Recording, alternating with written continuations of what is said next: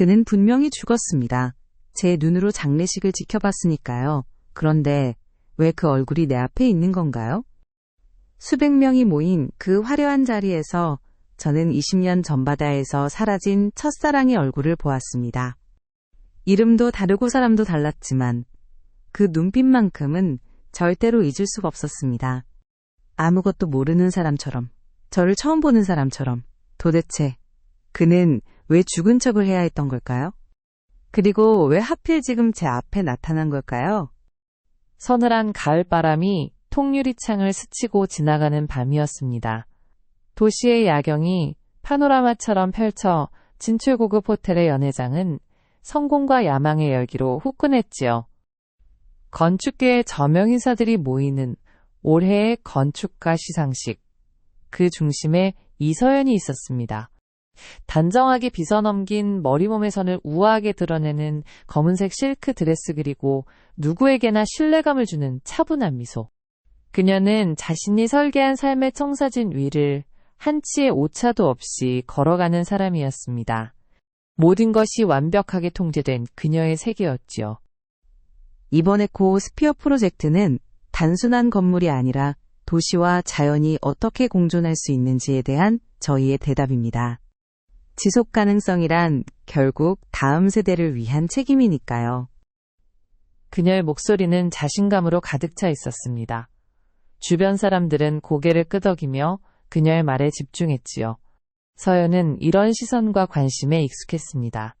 지난 10년간 그녀는 오직 일에만 매달려 지금의 자리를 만들어냈습니다. 텅 비어버린 마음의 한 구석을 채우기라도 하려는 듯 그녀는 쉼없이 자신을 채찍질하며 달려왔습니다. 그렇게 쌓아 올린 성공이라는 성벽은 견고해 보였습니다. 그때였습니다. 샴페인 잔을 든 손님들 사이로 한 남자가 그녀의 시야에 들어왔습니다. 수많은 인파 속에서 유독 그 남자만이 프레임 안에 꽉 차는 느낌이었지요. 짙은 네이비색 수트를 입은 그는 주변의 소음과는 무관하다는 듯 먼 곳의 야경을 무심하게 바라보고 있었습니다. 특별할 것 없는 모습이었지만 서연의 심장이 덜컥 내려앉았습니다. 익숙한 옆모습. 웃을 때 살짝 휘어지는 눈매의 기억, 그리고 무엇보다 세상에 단 하나뿐이라고 믿었던 바로 그 사람이 가진 특유의 분위기. 지훈 씨? 입 밖으로 나온 이름은 너무나도 생경했습니다. 20년 동안 가슴 깊은 곳에 묻어두고 감히 꺼내보지도 못했던 이름. 20년 전 푸른 바다에 모든 것을 앗아간 채 사라져버린 첫사랑 강지훈. 그녀의 20살을 온통 차지했던 그러나 이제는 잿더미가 되어버린 이름이었습니다. 서연은 자신도 모르게 숨을 참고 있었습니다. 맞은편에서 대화를 이어가던 남자가 그녀의 표정을 살피며 물었습니다. 한 중년 남성이 걱정스러운 목소리로 물었습니다. 이 상무님, 어디 안 좋으십니까? 안색이 갑자기. 아닙니다. 잠시 현기증이. 괜찮습니다, 회장님. 그래서 아까 말씀하시던 부지건은. 서연은 필사적으로 대화에 다시 집중하려 애썼습니다. 하지만 그녀의 모든 신경은 저편의 남자를 향해 곤두서 있었지요. 말도 안 돼. 그는 죽었어. 내 눈으로 그의 장례식을 지켜봤는데 헛것을 보는 거야. 너무 피곤해서 그래. 그녀는 스스로를 다그쳤지만 눈은 배신자처럼 그를 좇고 있었습니다. 남자가 천천히 몸을 돌렸습니다. 그리고 그와 눈이 마주친 순간 서연의 세상이 무너져 내리는 것 같았습니다.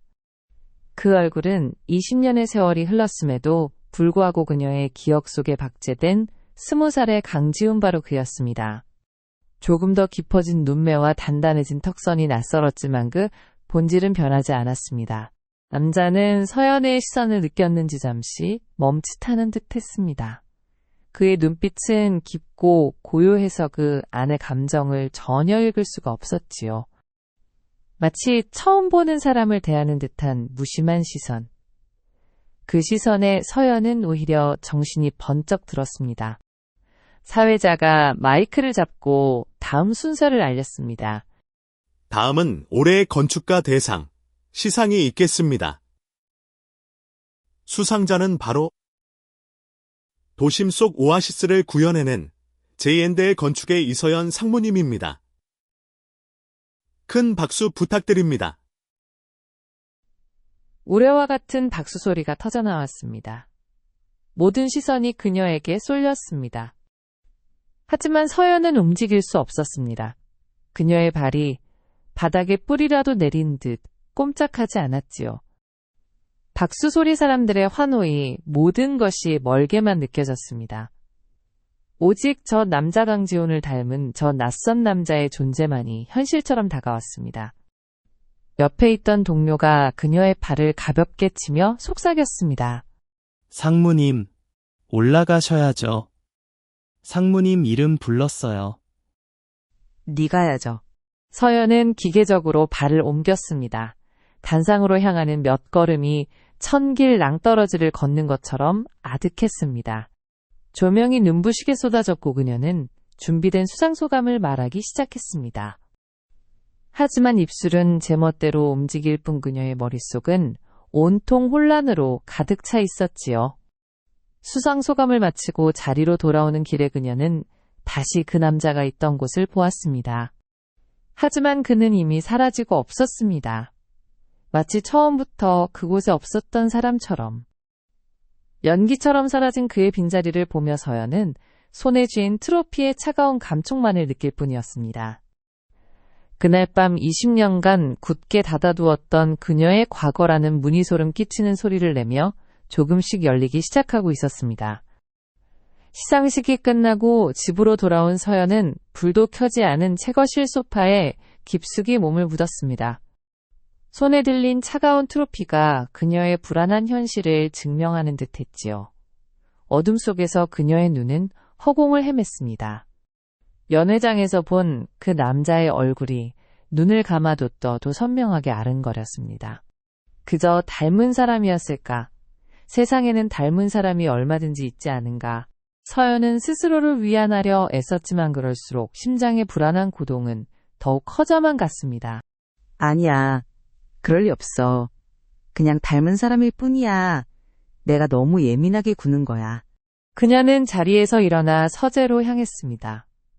수많은 건축 전문 서적과 설계도가 가지런히 꽂힌 책장. 그녀의 이성과 논리가 지배하는 공간이었습니다. 서연은 책장 가장 아래쪽 잘 보이지 않는 곳에 놓인 낡은 나무 상자를 꺼내 들었습니다. 상자에는 먼지가 뽀얗게 쌓여 있었지요. 아주 오랫동안 열어보지 않았다는 증거였습니다. 떨리는 손으로 상자를 열잡기 퀴한 나무 냄새와 함께 잊고 지냈던 과거의 편린들이 모습을 드러냈습니다. 빛바랜 사진 몇 장 함께 들었던 낡은 CD, 그리고 작은 벨벳 주머니. 서연은 벨벳 주머니를 열어 그 안에 든 것을 손바닥 위에 올려놓았습니다. 살짝 찌그러지고 색이 바랜 은색 로켓 펜던트였습니다. 20살 생일 강지훈이 그녀에게 선물한 것이었지요. 펜던트를 열자 했던 얼굴의 두 사람이 환하게 웃고 있는 작은 사진이 나타났습니다. 사진 속의 지훈은 세상을 다 가진 듯 행복한 표정이었습니다. 갑자기 20년 전 그날의 기억이 파도처럼 밀려왔습니다. 햇살이 부서지던 해변잔에 섞인 바람 그리고 그녀의 손을 꼭 잡고 있던 지훈의 따뜻한 체온. 서연아, 이거 열어봐.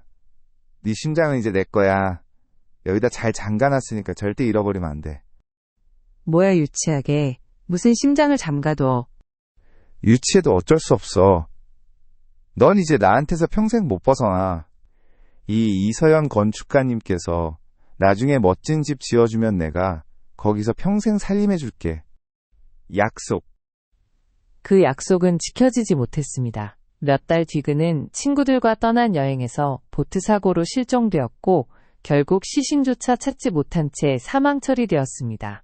서연의 세상은 그날 무너졌습니다. 그녀는 로켓을 꽉 쥔 채 눈을 감았습니다. 손바닥을 파고드는 차가운 금속의 감촉이 오히려 현실감을 주었지요. 다시 눈을 떴을 때 그녀의 눈은 단호하게 빛나고 있었습니다. 그래 확인해 봐야겠어. 내가 뭘 보고 온 건지 내 눈으로 직접. 다음 날 서연은 평소보다 일찍 회사에 출근했습니다. 밤새 한숨도 자지 못해 눈밑이 퀭했지만 그녀의 정신은 그 어느 때보다 또렷했습니다. 그녀는 비서에게 어젯밤 시상식 참석자 명단을 가져오라고 지시했습니다. 명단을 받아든 서연은 한 이름 한 이름을 꼼꼼하게 훑어 내려갔습니다. 수십 수백 개의 이름 속에서 그녀의 손가락이 마침내 한 곳에 멈췄습니다. 해밀 건설전략기획실장 박준영. 박준영. 낯선 이름이었습니다.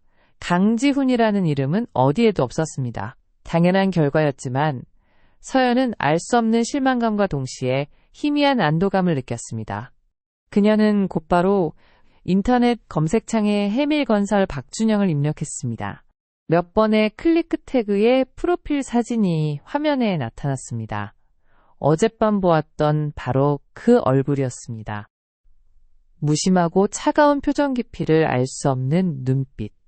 프로필에는 그가 5년 전 미국에서 스카우트된 인재이며 여러 건의 대형 M&A를 성공시킨 유능한 전략가라고 적혀 있었지요. 흠잡을 데 없이 완벽한 이력이었습니다. 20년 전의 강지훈과는 어떤 접점도 찾아볼 수 없었습니다. 역시 내가 잘못 본 거였어. 그냥 닮은 사람인 거야. 서연은 억지로 그렇게 결론 내리고는 창을 닫아버렸습니다.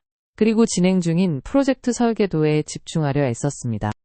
하지만 한번 생긴 마음의 균열은 쉽게 메워지지 않았습니다. 반듯하게 그어진 직선들이 미세하게 흔들리는 것처럼 느껴졌고 완벽하게 계산된 구조물, 어딘가에 보이지 않는 오차가 숨어있는 듯한 불안감이 그녀를 사로잡았지요. 그녀의 삶이라는 잘 짜인 청사진에 20년 만에 나타난 그의 얼굴이라는 예기치 못한 변수가 생긴 것입니다. 오후 내내 일에 집중하지 못하던 서연은 결국 자리에서 일어났습니다. 그녀는 옥상 정원으로 향했습니다. 차가운 공기를 마시며 머리를 식히고 싶었지요. 정원 벤치에 앉아 멍하니 하늘을 바라보던 그때 익숙하면서도 낯선 목소리가 등 뒤에서 들려왔습니다. 이런 곳이 있는 줄은 몰랐군요. JNL 사옥은 외부에서 보는 것보다 훨씬 더 흥미로운 공간이 많네요. 서연은 심장이 멎는 듯한 충격에 천천히 뒤를 돌아보았습니다. 그곳에는 박준영이 서 있었습니다. 어젯밤의 그 남자, 그녀가 애써 외면하려 했던 바로 그 얼굴이 지금 그녀의 눈앞에 서 있었습니다. 그는 왜 여기에 있는 것일까? 어떻게 그녀를 알고 있는 것일까? 수만 가지 질문이 머릿속을 스쳐 지나갔지만 그녀의 입에서는 아무 말도 나오지 않았습니다. 그녀의 완벽한 성벽에 이제는 누구도 막을 수 없는 선명한 균열이 생겨나고 있었습니다. 옥상 정원의 싸늘한 공기가 두 사람 사이에 내려앉았습니다. 서연은 자리에서 벌떡 일어났습니다. 그녀의 눈은 경계심과 혼란으로 가득 차 있었지요. 눈앞의 남자는 어젯밤 스치듯 보았던 환영이 아니라 명백한 현실이었습니다.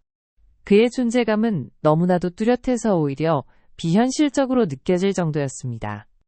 그의 시선은 담담했지만 그 안에는 무언가 날카로운 것이 숨겨져 있는 듯 했습니다.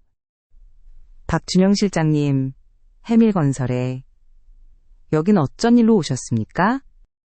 아재 소개가 늦었군요. 박준영입니다. 이서연 상무님께서는 어제 시상식에서 뵙고 이미 알고 있었습니다. 그의 목소리는 낮고 차분했습니다. 20년 전 기억 속소년처럼 맑고 열정적이던 강지훈의 목소리와는 전혀 달랐습니다. 그 사실이 서연을 조금 더 혼란스럽게 만들었지요. 어쩌면 정말로 닮은 사람일 뿐일지도 모른다는 생각이 다시 고개를 들었습니다. 저희 해밀건설에서 이번에 추진하는 송도 스마트 컴플렉스 프로젝트 때문에 찾아왔습니다. 업계 최고의 건축가이신 이 상무님과 JNL이 꼭 필요하다는 판단이 있었습니다. 공식적인 제안서를 가지고 온 겁니다. 그는 서류 가방에서 두툼한 봉투를 꺼내 서연에게 건넸습니다. 프로젝트 제안서라는 글자가 선명했습니다. 서연은 잠시 망설이다가 봉투를 받아 들었습니다. 지극히 정상적인 업무의 일환이었습니다. 하지만 이 모든 상황이 거대한 각본처럼 느껴지는 것은 왜일까요? 그의 등장이 너무나도 절묘한 타이밍이었기 때문입니다. 그런 용무시라면 제 사무실로 정식으로 약속을 잡고 오셨어야죠. 이렇게 불쑥 찾아오시는 건 비즈니스 예의가 아닙니다. 그녀의 말은 가시돋쳐 있었습니다. 무의식적인 방어기제였지요. 박준영은 그녀의 날선 반응에도 전혀 동요하지 않았습니다. 그는 오히려 희미한 미소를 지어 보였습니다. 그 미소는 어딘지 모르게 서늘한 느낌을 주었습니다. 죄송합니다. 성격이 좀 급해서요. 좋은 파트너는 한시라도 빨리 만나고 싶은 마음에 그랬다고 이해해 주시면 좋겠습니다. 제안서는 검토해 보시고 긍정적인 답변 기다리겠습니다. 그는 가볍게 고개를 숙여 보인 뒤 몸을 돌렸습니다. 그가 돌아서는 찰나 그의 손목에 있는 시계가 서연의 눈에 들어왔습니다. 평범한 가죽 스트랩의 시계였지만 시계 유리에 가느다란 흠집이 나 있었습니다. 마치 오래전에 어딘가에 긁힌 듯한 흔적. 서연의 머릿속에 번개처럼 한 장면이 스쳐 지나갔습니다. 20년 전지훈과 함께 자전거를 타다 넘어진 날이었습니다.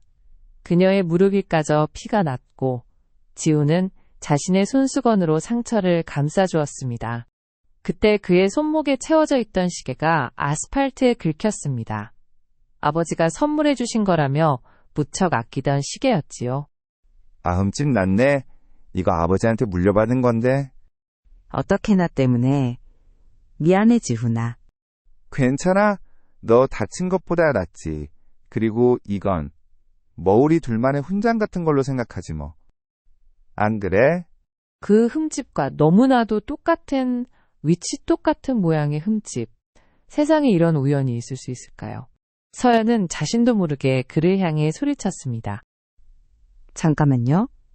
박준영이 걸음을 멈추고 돌아보았습니다.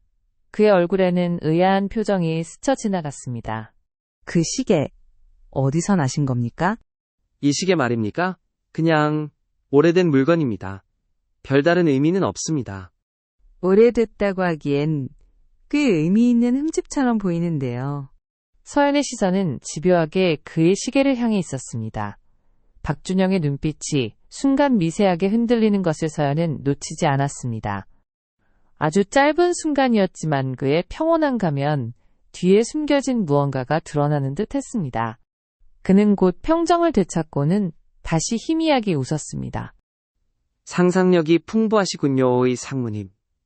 건축가라서 그런가 봅니다. 그럼 전 이만 가보겠습니다. 연락 기다리겠습니다. 그는 더 이상의 질문을 허락하지 않겠다는 듯 단호하게 몸을 돌려 옥상 정원을 빠져나갔습니다.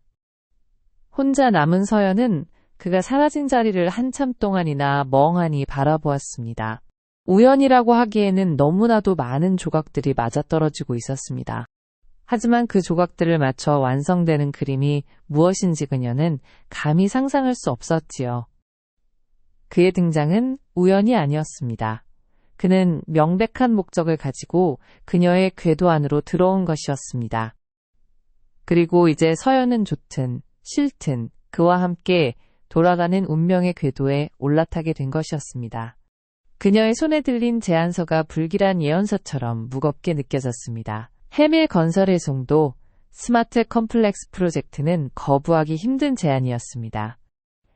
JNL의 미래가 걸려있다고 해도 과언이 아닐 정도의 대규모 사업이었지요. 회사의 임원들은 모두 이 프로젝트를 잡아야 한다고 목소리를 높였습니다. 서연은 개인적인 감정 때문에 회사의 중대사를 그르칠 수는 없었습니다. 결국 그녀는 프로젝트를 수락했고 박준영은 해밀건설 측의 책임자로서 JNL의 사무실을 제 집처럼 드나들기 시작했습니다. 그와의 회의는 언제나 팽팽한 긴장감이 흘렀습니다. 박준영은 냉철하고 이성적인 사업가였습니다. 그는 날카로운 질문으로 설계의 허점을 파고들었고 한 치의 양보도 없이 자신들의 요구사항을 관철시켰습니다. 그의 업무 방식에는 20년 전 강지훈의 흔적이라고는 눈곱만큼도 찾아볼 수 없었지요. 하지만 함께 있는 시간이 길어질수록 서연은 그의 사소한 몸짓이나 말투에서 과거의 파편들을 발견하곤 했습니다. 늦은 밤의 실에는 서연과 준영 그리고 몇몇 팀원들만이 남아 있었습니다.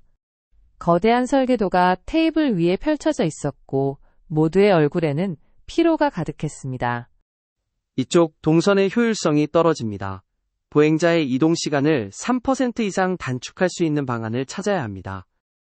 그리고 중앙광장의 녹지 비율은 현재보다 5% 더 확보해야 하고요. 단순한 건물이 아니라 도시의 허파 역할을 해야 한다는 프로젝트의 기본 취지를 잊지 마십시오. 3% 단축과 5% 확보는 물리적으로 양립하기 어려운 요구입니다, 실장님. 하나를 얻으려면 하나를 포기해야 하는 지점이 있습니다.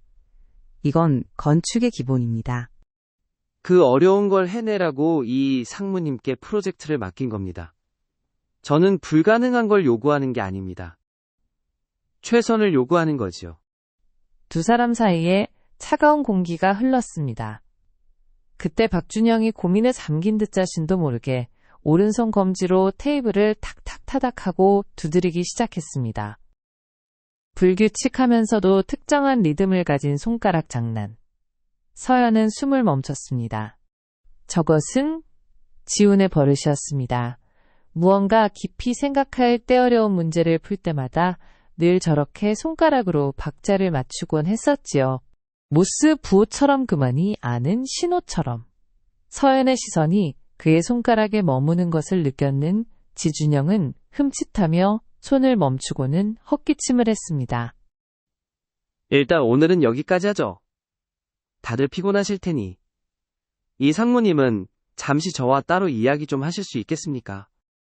팀원들이 하나둘 회의실을 빠져나가 고넓은 공간에 다시 두 사람만이 남았습니다.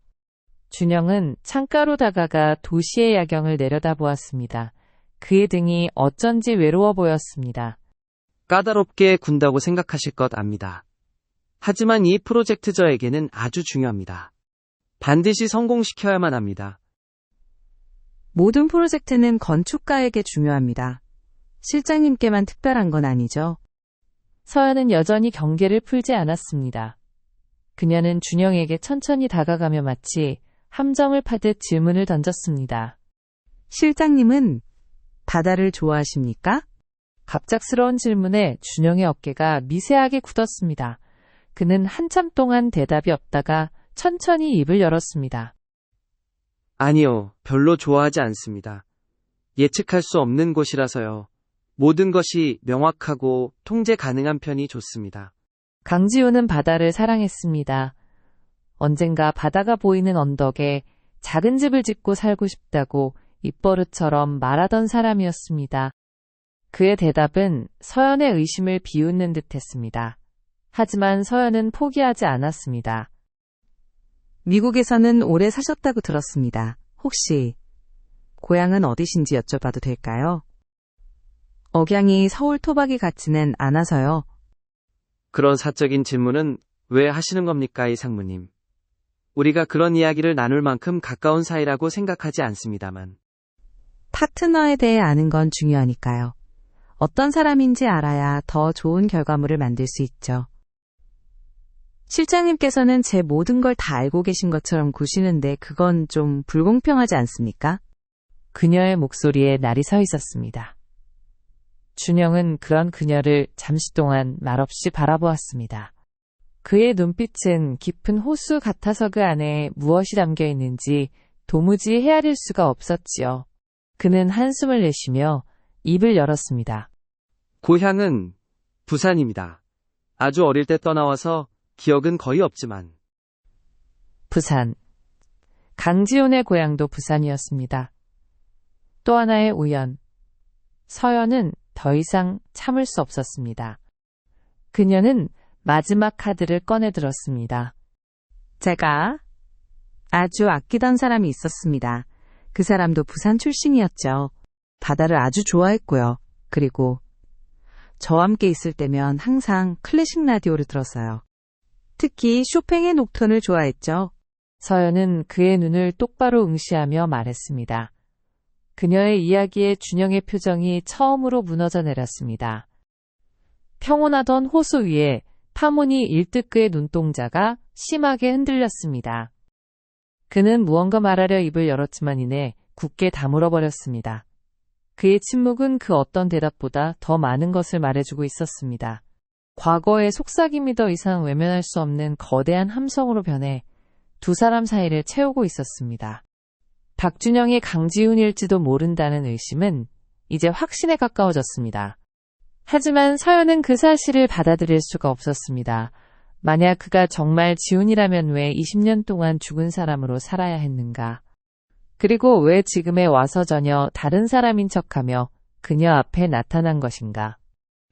풀리지 않는 의문들은 그녀의 일상을 송두리째 흔들었습니다. 그녀는 일에 집중할 수 없었고 밤에는 악몽에 시달렸지요. 그녀의 삶이라는 견고한 건축물에 이제는 구조적인 결함이 발생하기 시작한 것입니다. 알아내야 해. 박준영이라는 사람이 누군지 그의 과거에 무슨 일이 있었는지 내 손으로 직접 확인해야겠어. 서연은 사설 탐정을 고용했습니다. 최대한 비밀리에 박준영이라는 인물의 뒷조사를 부탁했지요. 며칠 후 탐정에게서 연락이 왔습니다. 결과는 충격적이었습니다. 박준영의 이력은 너무나도 완벽해서 오히려 부자연스러웠습니다. 미국에서 졸업했다는 대학 근무했다는 회사는 모두 실제했지만 그의 학창시절 기록이나 동료들의 증언은 하나같이 모호했습니다. 마치 누군가에 의해 잘 짜인 각본처럼 그의 과거는 서류상으로만 존재할 뿐 살아있는 흔적을 찾을 수 없었지요. 탐정의 보고를 듣는 서연의 손이 차갑게 식어갔습니다. 5년 전 미국에서 시민권을 취득한 기록이 마지막입니다. 그 이전의 삶은 마치 존재하지 않았던 사람 같습니다. 신분 세탁의 가능성도 배제할 수 없습니다. 라는 탐정의 마지막 말은 그녀의 심장에 비수처럼 박혔습니다. 그날 저녁 서연은 준영을 따로 불러냈습니다. 프로젝트 논의라는 핑계를 댔지만 그녀의 진짜 목적은 다른 곳에 있었습니다. 그녀는 일부러 사람들이 없는 한적한 고택을 개조한 찻집으로 그를 이끌었습니다. 그곳은 20년 전 지훈과 그녀가 미래를 약속했던 둘만의 비밀 장소였습니다. 삐걱거리는 마루를 밟고 들어서는 순간 준영의 걸음이 잠시 멈칫했습니다. 그는 익숙한 듯 그러나 애써 낯선 척하며 주변을 둘러보았습니다. 그의 눈빛이 아주 미세하게 떨리고 있었지만 그는 곧 평정을 되찾았습니다. 이런 곳은 어떻게 아셨습니까? 취향이 독특하시군요. 오래된 것을 좋아해서요. 변하지 않는 것들에는 힘이 있다고 믿거든요. 실장님은 변하는 게 좋으십니까? 변하지 않는 게 좋으십니까? 세상에 변하지 않는 것은 없습니다, 이 상무님. 모든 것은 흐르고 결국에는 사라지죠. 거기에 의미를 부여하는 것이야말로 어리석은 일입니다. 그의 대답은 칼날처럼 차가웠습니다. 서연은 찻잔을 내려놓으며 그의 눈을 똑바로 바라보았습니다. 이제 더 이상 돌아갈 길은 없었습니다. 20년 전역에서 어떤 남자가 제게 청혼을 했어요. 아주 촌스러운 은반지를 주면서 세상에서 가장 아름다운 집을 지어주겠다고 약속했죠. 그 남자 바다에서 죽었다고 들었는데 정말 죽은 게 맞을까요? 준영의 얼굴에서 핏기가 가시는 것이 보였습니다. 그는 굳은 표정으로 서연을 노려보았습니다. 그의 가면이 드디어 소리를 내며 갈라지기 시작했습니다. 무슨 말씀을 하시는 건지 모르겠습니다. 지금 저에게 옛사랑 이야기를 하시는 겁니까? 이건 공적인 자리입니다, 이 상무님. 아니요, 이건 지극히 사적인 자리예요. 당신이 그렇게 만들었잖아요. 내 앞에 나타나서 내 인생을 전부 흔들어 놓고 이제 와서 모르는 척하지 말아요. 서연의 목소리가 터져나왔습니다. 20년간 억눌러왔던 슬픔과 분노 그리움이 한꺼번에 폭발했습니다. 그녀의 눈에 눈물이 고였습니다. 당신 강지훈 맞잖아, 그죠? 말해봐요. 왜 죽은 척 해야 했어요? 왜 나한테 아무 말도 없이 사라졌어요? 내가 얼마나... 그녀는 끝내 말을 잇지 못하고 흐느꼈습니다. 그녀의 눈물 앞에서 박준영이라는 이름의 단단한 갑옷은 산산조각 나버렸습니다. 그는 더 이상 아무것도 숨길 수 없었습니다. 그의 눈시울 또한 붉게 물들기 시작했습니다. 그는 떨리는 손을 뻗어 그녀의 눈물을 닦아주려다 허공에서 멈칫했습니다. 그럴 자격이 없다고 생각하는 듯 했지요. 서연아. 20년 만에 듣는 그녀의 이름이었습니다. 박준영이 아닌 강지훈의 목소리로 불린 이름. 그 한마디에 모든 것이 무너져 내렸습니다. 그는 강지훈이었습니다. 그녀의 첫사랑 죽은 줄로만 알았던 바로 그 사람. 하지만 기쁨도 잠시 그의 얼굴에 드리워진 깊은 고통과 절망을 보며 서연은 직감했습니다. 그가 돌아온 이유가 단순히 그녀를 다시 만나기 위함이 아니라는 것을. 그의 귀환 뒤에는 20년간 숨겨져 왔던 거대한 비극과 어두운 진실이 도사리고 있다는 것을. 그의 가면이 벗겨진 자리에 드러난 것은 사랑이 아닌 깊고 처절한 복수심의 민낯이었습니다. 그가 강지훈이라는 사실이 밝혀진 후 두 사람 사이의 공기는 이전보다 훨씬 무거워졌습니다. 서연은 그에게 20년 전의 진실을 요구했지만 그는 입을 굳게 다물었습니다. 그는 그저 모든 것이 끝나면 설명하겠다며 그때까지 자신을 모르는 사람처럼 대해달라고 부탁할 뿐이었지요. 그의 눈빛은 그녀를 향한 애틋함과 동시에 무언가에 대한 결연한 의지로 불타고 있었습니다. 미안해, 서연아. 지금은 아무것도 말해줄 수 없어. 널 위험에 빠뜨릴 수는 없어. 제발. 조금만 더 기다려줘. 이 모든 게 끝나면 내가 다 설명할게. 위험? 도대체 무슨 위험을 말하는 거야? 20년이야, 지훈아. 내가 기다린 시간이 20년이라고. 그런데 또 기다리라고? 난 이제 당신이 누군지 당신이 하려는 일이 뭔지 알아야겠어. 더 이상은 바보처럼 당하고만 있지 않을 거야. 서연은 더 이상 그의 말을 믿고 기다릴 수만은 없었습니다. 그녀는 스스로 진실을 찾아 나서기로 결심했습니다. 그녀의 머릿속에 한 사람이 떠올랐습니다. 바로 그녀의 약혼자이자 JNL의 모회사인 태성그룹의 후계자 최진욱. 그는 서연이 지훈의 죽음으로 힘들어할 때 곁을 지켜주었고 지난 5년간 그녀의 든든한 버팀목이 되어준 사람이었습니다. 하지만 지금 서연은 그를 의심하기 시작했습니다. 해밀건설의 프로젝트가 태성그룹과 깊은 연관이 있다는 사실을 최근에 알게 되었기 때문입니다. 서연은 최진욱의 서재에 몰래 들어갔습니다. 무언가 단서를 찾을 수 있을 거라는 막연한 희망을 품고서였지요. 그의 컴퓨터를 켜고 파일들을 뒤지던 중 그녀는 K프로젝트라는 이름의 암호화된 폴더를 발견했습니다. 몇 번의 시도 끝에 그녀는 지훈의 생일을 비밀번호로 입력해보았습니다. 거짓말처럼 폴더가 열렸습니다. 폴더 안에는 20년 전의 문서들이 가득했습니다. 지훈의 아버지 강 회장이 운영하던 건설사의 내부 자료자금 흐름 그리고 태성그룹과의 비밀 계약서. 서연은 떨리는 손으로 문서들을 읽어내려갔습니다. 내용은 충격적이었습니다. 당시 태성그룹은 강 회장의 회사를 부도덕한 방법으로 인수합병하려 했고 강 회장은 이에 격렬하게 저항했습니다. 그리고 문서의 마지막 장에는 강 회장이 의문의 교통사고로 사망했다는 신문기사 스크랩이 첨부되어 있었습니다.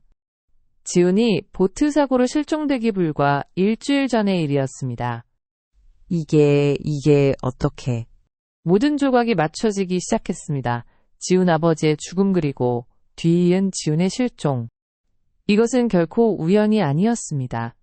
태성그룹 정확히는 당시 그룹을 이끌던 최진욱의 아버지가 모든 일의 배후에 있었던 것입니다. 지훈은 아버지를 잃고 자신마저 위협받는 상황에서 죽음을 위장하고 사라져야만 했던 것입니다. 그리고 20년이 지난 지금 그는 복수를 위해 진실을 밝히기 위해 돌아온 것이었습니다. 해밀건설이라는 새로운 무기를 들고 태성그룹의 심장부를 겨누고 있었던 거지요. 서연은 온몸의 피가 차갑게 식는 것을 느꼈습니다. 그렇다면 지난 5년간 자신의 곁을 지켜준 약혼자 최진욱은 이 모든 사실을 알고 있었을까요? 아니면 그 역시 아버지의 죄를 모르는 피해자일까요?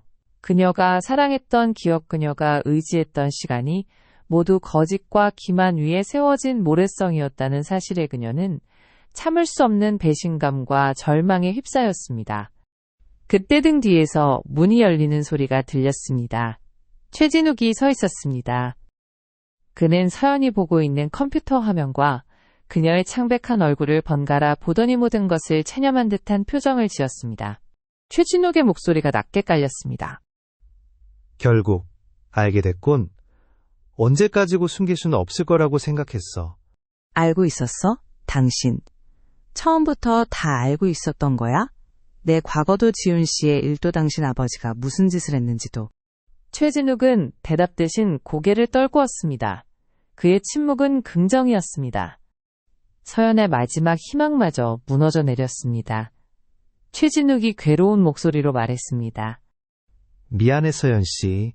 당신을 속일 생각은 없었어. 하지만 당신을 잃고 싶지 않았어. 아버지가 저지른 일이지만 그 죗값을 내가 치러야 한다면 기꺼이 그럴 생각이었어. 박준영, 안희강지훈이 나타나기 전까지는. 그의 말은 더 이상 서연의 귀에 들리지 않았습니다. 그녀는 컴퓨터 앞에 주저앉아 버렸습니다. 진실의 조각들은 너무나도 날카로워서 그녀의 마음을 갈기갈기 찢어 놓았습니다. 한편 지훈은 이 모든 상황을 예상이라도 한 듯 다음 계획을 준비하고 있었습니다. 그는 이제 혼자가 아니었습니다. 진실을 알게 된 서연이라는 가장 강력하면서도 가장 위험한 변수가 그의 복수극에 함께하게 된 것입니다. 그의 진짜 전쟁은 이제부터 시작이었습니다. 모든 진실을 알게 된 서연은 깊은 혼란에 빠졌습니다. 사랑했던 약혼자는 원수의 아들이었고 죽은 줄 알았던 첫사랑은 복수의 화신이 되어 돌아왔습니다. 그녀가 굳게 믿어왔던 모든 것이 거짓이었지요. 며칠 밤낮을 고뇌하던 끝에 서연은 결정을 내렸습니다. 그녀는 더 이상 과거의 희생자나 현재의 방관자로 머물지 않기로 했습니다. 진실을 밝히고 모든 것을 제자리로 돌려놓는 것. 그것이 건축가로서 평생을 추구해온 올바른 구조를 바로 세우는 일이라고 생각했습니다. 나도 같이 싸우겠어. 이건 더 이상 당신 혼자만의 복수가 아니야. 내 잃어버린 20년과 기만당한 내 인생을 되찾기 위한 싸움이기도 해. 내가 뭘 하면 되지? 서연아, 위험해. 넌 이 더러운 싸움에 끼어들 필요 없어. 이미 늦었어. 난 이미 이 건물의 가장 깊숙한 곳에 들어와 버렸다고. 무너뜨리려면 가장 약한 곳을 정확히 알아야 해. 그리고 그 약한 곳이 어딘지 나는 알아. 태성그룹의 설계도를 20년간 봐온 건바로 나니까. 서연의 눈빛은 흔들림이 없었습니다. 그녀의 결심을 확인한 지우는 더 이상 그녀를 말리지 않았습니다. 이제 두 사람은 과거의 연인이 아닌 같은 목표를 향해 나아가는 동지가 되었습니다. 서연은 태성그룹의 내부 정보를 지우는 해밀건설을 통해 외부에서 압박하는 완벽한 협공이 시작된 것입니다. 클라이맥스는 태성그룹의 창립 50주년 기념행사에서 펼쳐졌습니다. 그룹의 모든 핵심 인사들과 정재계 유력 인사들이 모인 자리. 최진욱의 아버지 최 회장은 단상 위에서 그룹의 빛나는 역사를 자랑스럽게 연설하고 있었습니다. 서연은 약혼자 자격으로 그의 바로 옆자리에 앉아 있었지요. 그녀의 표정은 얼음장처럼 차가웠습니다. 최 회장의 연설이 절정에 달했을 때 행사장 뒤편의 대형 스크린이 갑자기 지지직거리며 다른 화면으로 바뀌었습니다. 화면에 나타난 것은 20년 전 최 회장과 지훈의 아버지가 만나는 모습이 담긴 낡은 CCTV 영상이었습니다. 영상 속에서 최 회장은 강 회장에게 회사를 넘기라며 협박하고 있었고 강 회장은 이를 단호히 거부하고 있었습니다. 장내가 술렁이기 시작했습니다. 최 회장은 당황하며 스크린을 끄라고 소리쳤습니다. 하지만 영상은 멈추지 않았습니다. 뒤이어 최 회장이 누군가와 통화하는 음성 파일이 흘러나왔습니다. 강 사장 그냥 둬서는 안 되겠어. 걸리적거리는 건 깨끗하게 치워버려. 사고처럼 보이게. 라는 충격적인 내용이었습니다. 행사장은 아수라장이 되었습니다. 모든 카메라 플래시가 단상의 최 회장에게 터졌습니다. 그때 행사장 문이 열리고 지훈이 걸어 들어왔습니다. 그는 더 이상 박준영 실장이 아니었습니다. 20년의 세월과 고통을 고스란히 이겨낸 강지훈의 얼굴로 당당히 최 회장 앞에 섰습니다. 안녕하십니까. 20년 전에 당신들이 죽인 강현철 사장의 아들 강지훈입니다. 최 회장의 얼굴이 하얗게 질렸습니다. 그는 믿을 수 없다는 듯 지훈을 바라보며 뒷걸음질 쳤습니다. 당신은 내 아버지를 죽이고 회사를 빼앗고 나까지 죽이려 했습니다. 당신이 쌓아 올린 태성그룹이라는 성은 우리 가족의 피와 눈물 위에 세워진 것입니다. 하지만 모든 건물에는 설계도가 있는 법, 그리고 잘못된 설계로 지어진 건물은 언젠가 반드시 무너지게 되어 있습니다.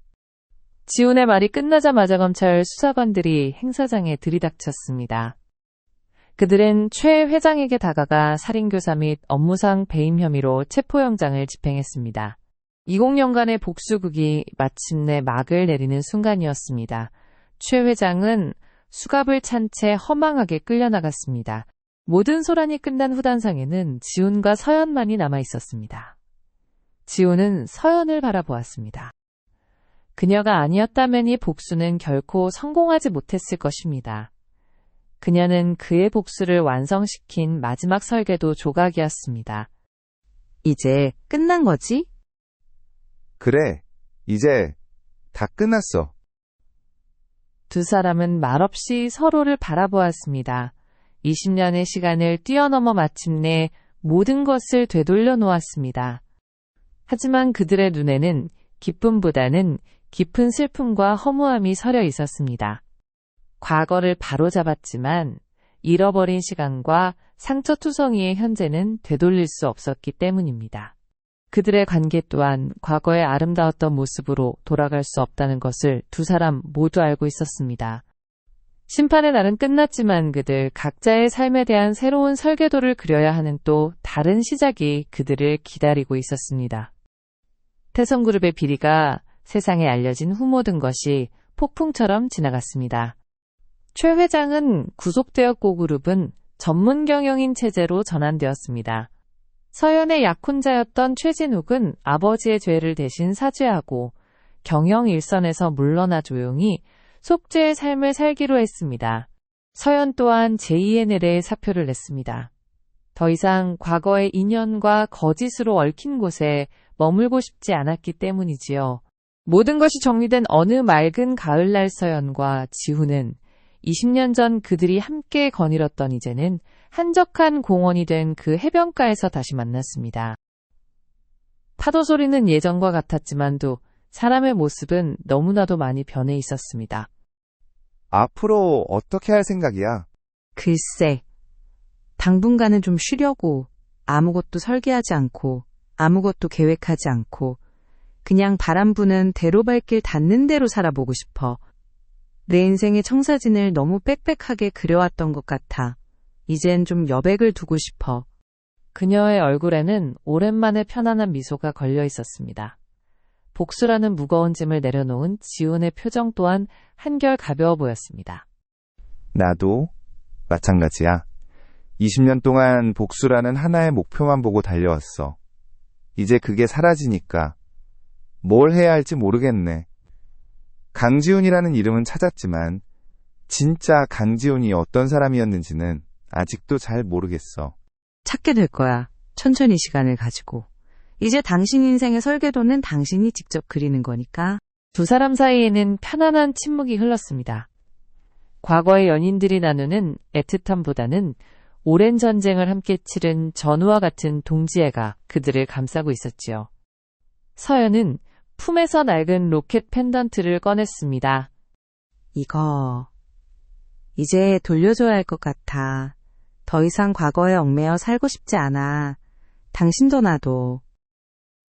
그녀는 펜던트를 지훈의 손에 쥐어주었습니다. 지훈은 잠시 펜던트를 내려다보다가 그것을 힘껏 바다를 향해 던졌습니다. 은색 펜던트는 포물선을 그리며 날아갈 햇살에 반짝이며 파도 속으로 사라졌습니다. 20년간 그들을 묶어왔던 과거와의 완전한 작별이었습니다. 고마웠어, 서연아. 그리고 미안했어. 모든 것에 대해서. 나도 고마웠어. 내 덕분에 나도 멈춰있던 시간 속에서 걸어 나올 수 있었으니까. 두 사람은 서로를 향해 마지막으로 희미하게 웃어 보였습니다.